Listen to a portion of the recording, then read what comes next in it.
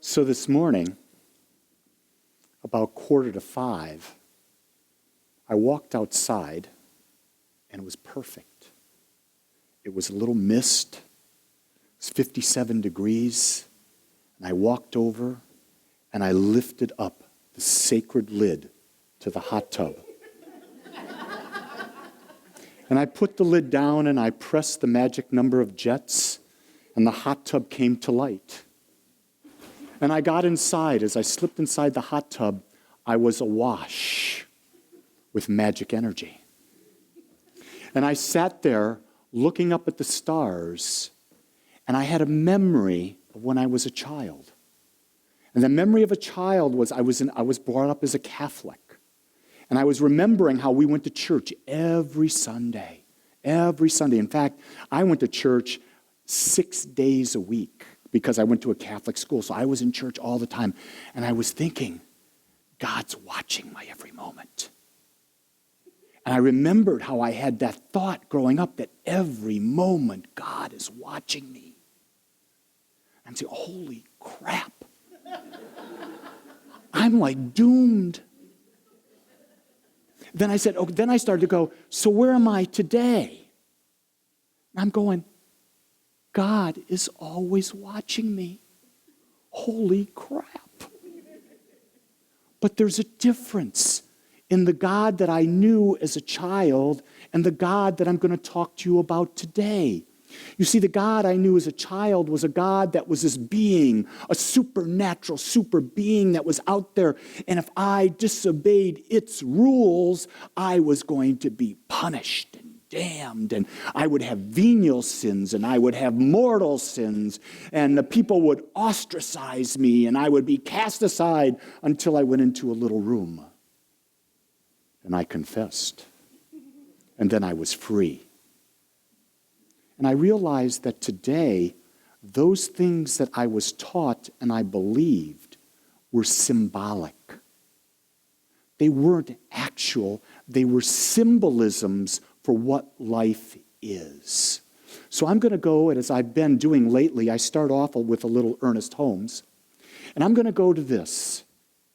All thought is creative according to the nature, impulse, emotion, or conviction behind the thought. So as we start to embody, who's watching us? Nothing.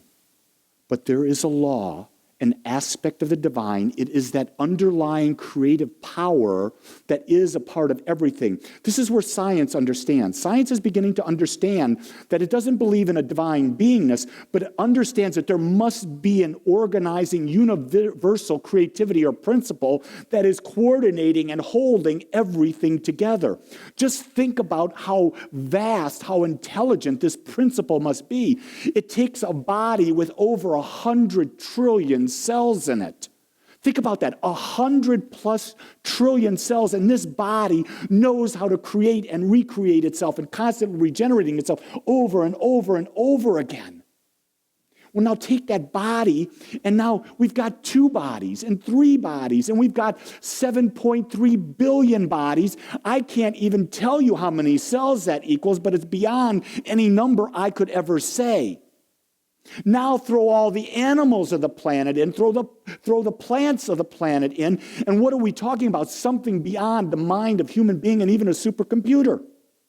Now take this planet and realize it's part of a solar system that has billions of stars with billions upon billions of planets. And then you've got all these other billions of solar systems. So there has to be an organizing principle or everything would just destroy itself. That's what I call God. And there is a power within that we call the law. It is that what responds to us, and that's where our thoughts are creative according to the nature, impulse, emotions, and conviction. So is there something watching us or someone watching us? It's not someone. It's not something. It's a law that responds to us. It responds to us based on the collectiveness of our thoughts, the emotion by our thoughts, the feelings behind our thoughts, the convictions behind our thoughts, and the actions that we do associated with it. See, So we are being watched every moment. And the key thing is, it's not bad. This means that in every moment we start feeding a new thought and we start to change who we are. We start to change our experience. And so now I've quoted Ernest Holmes, so I figured it's only appropriate I quote myself.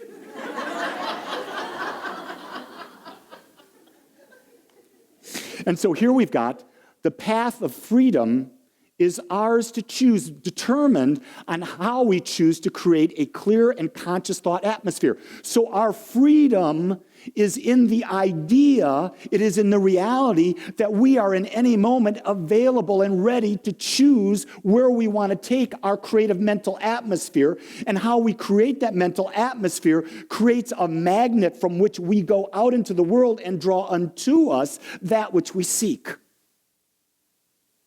Isn't that cool?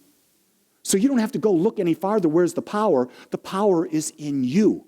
It has always been in you, but we've been led to believe that it's outside of us. No.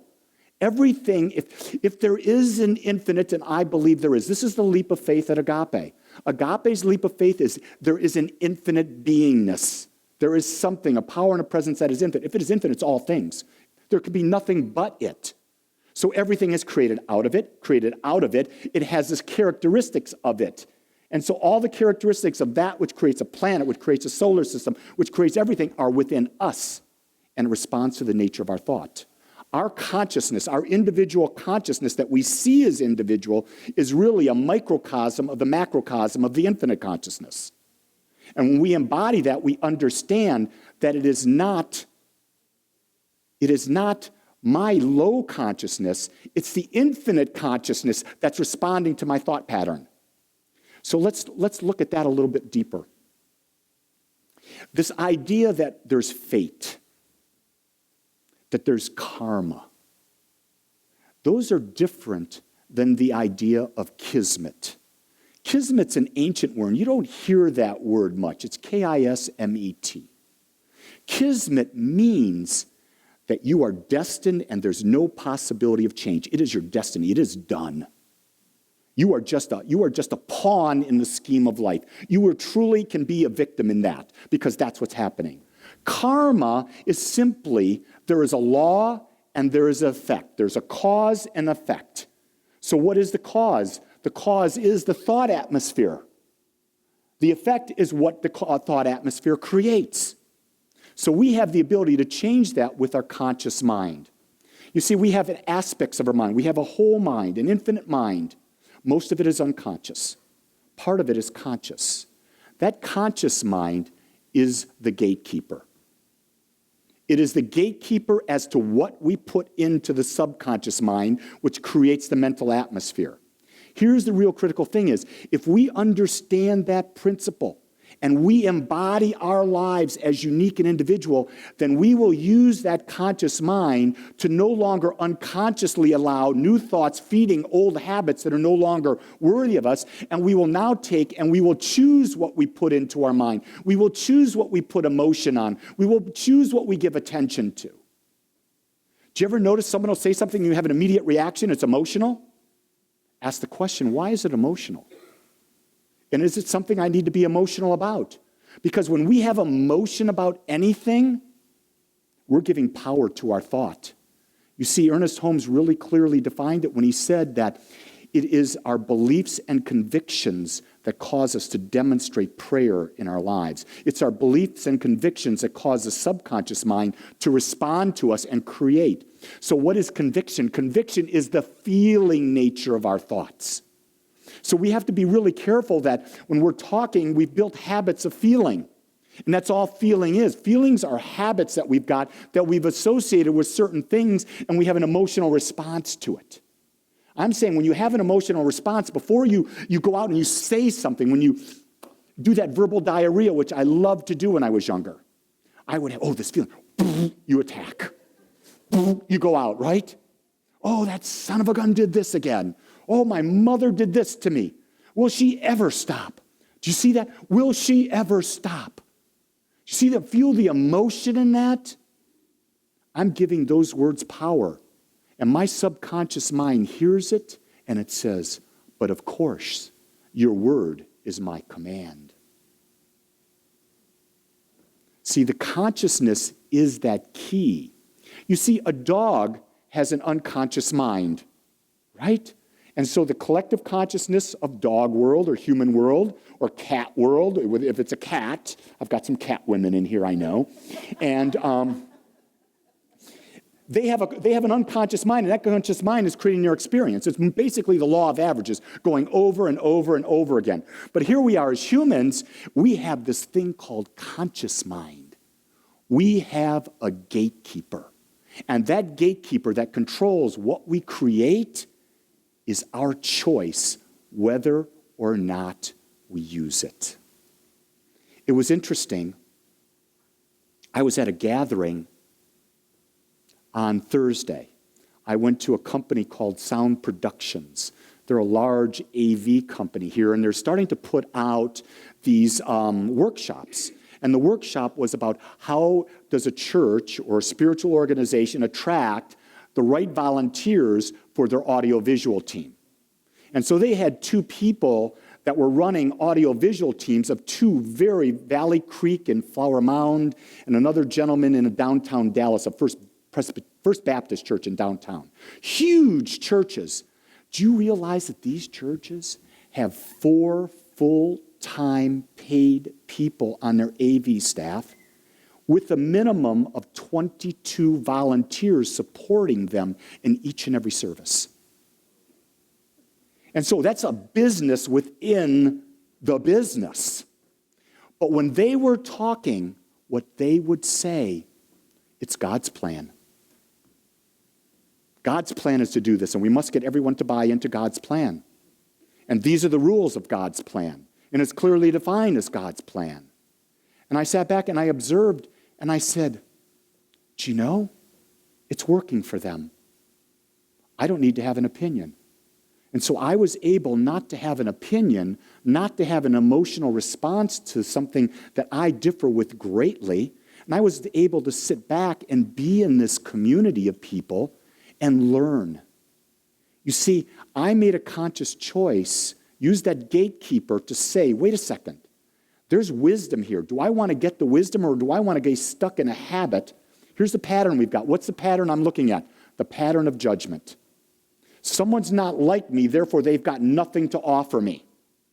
Don't we have that pattern of thought? Someone's not like me, so they've got nothing to offer. No, everyone has something to offer. The question is, are we open to receive?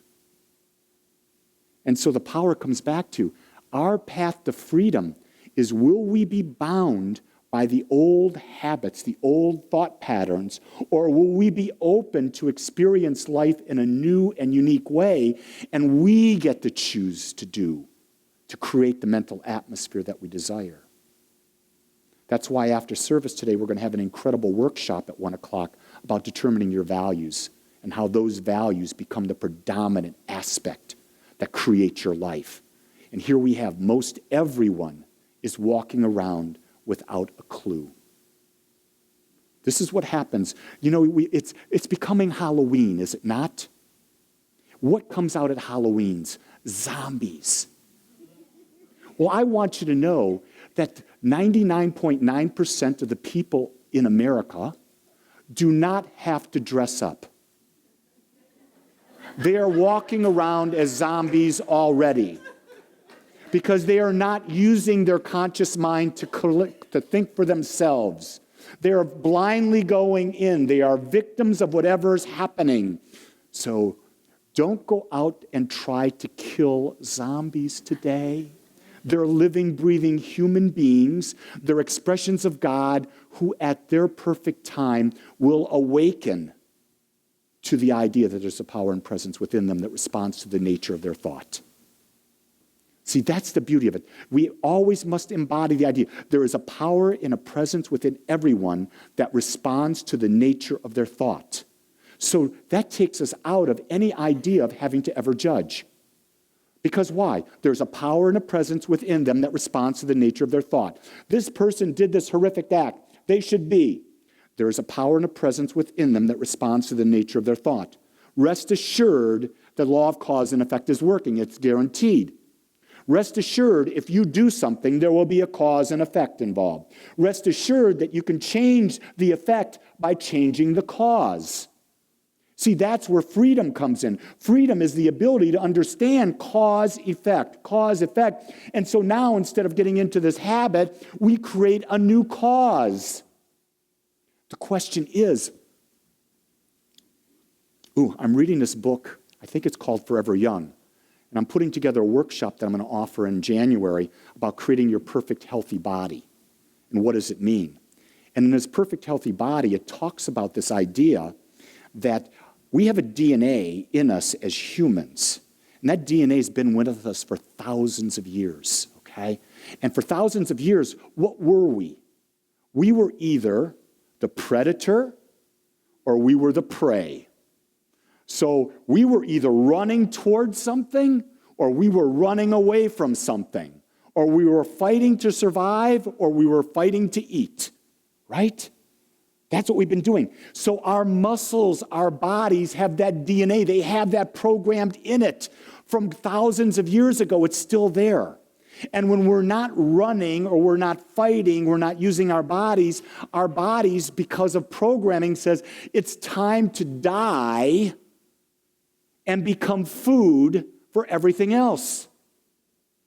And the premise of this book is you can reenact that DNA through a conscious choice, implement habits that cause your body to respond, and you can go and live into your 80s and 90s and not see a deterioration, your ability to perform, your ability to function. Yes, you will have some aging.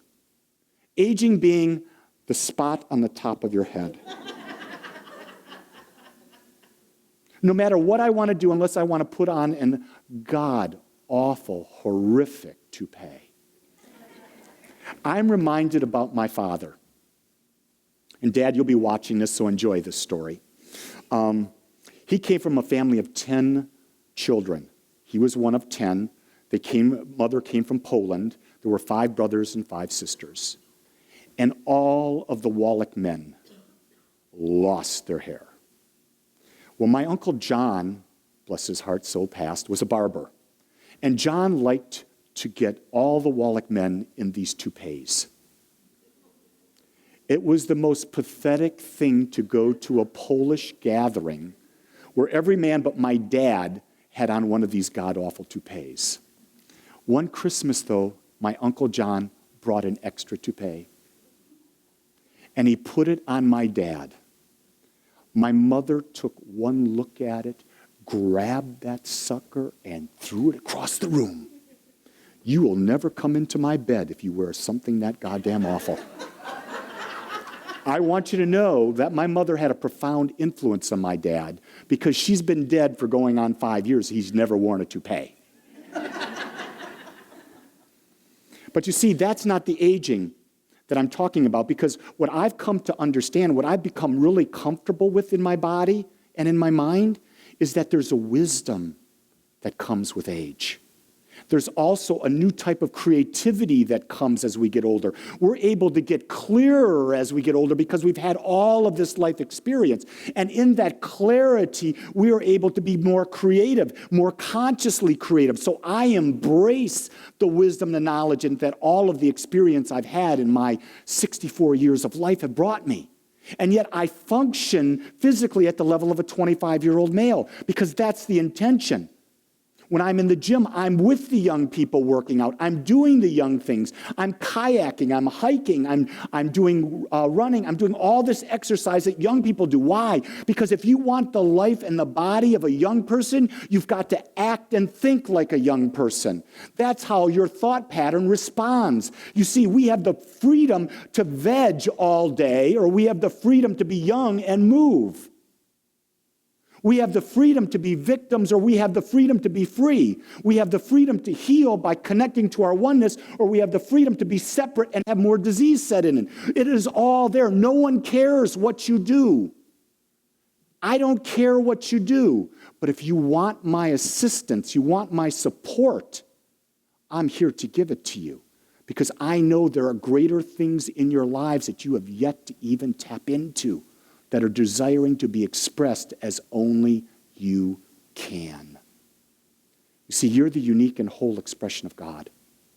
There's no other you in the world. Embrace it. In fact, take your arms, put your arms out like this. Now wrap them around like this and go, I love me. Oh, convince me. Do it again. Now hug yourself real tight. Go, good. Doesn't that feel good? It felt weird, didn't it? Wow, I'm hugging me. My God, you should see me. I'm always doing this. My wife walks by, I'm going, She goes, oh, God. But if I don't hug me like that, how can I hug her like that? You see, you can't give what you don't have. So I'm inviting you this week to start the idea of understanding that you are the power. You are the source. And all you have to do is take that conscious mind and start moving it toward what you want to create. So I'm going to anchor that in you with prayer.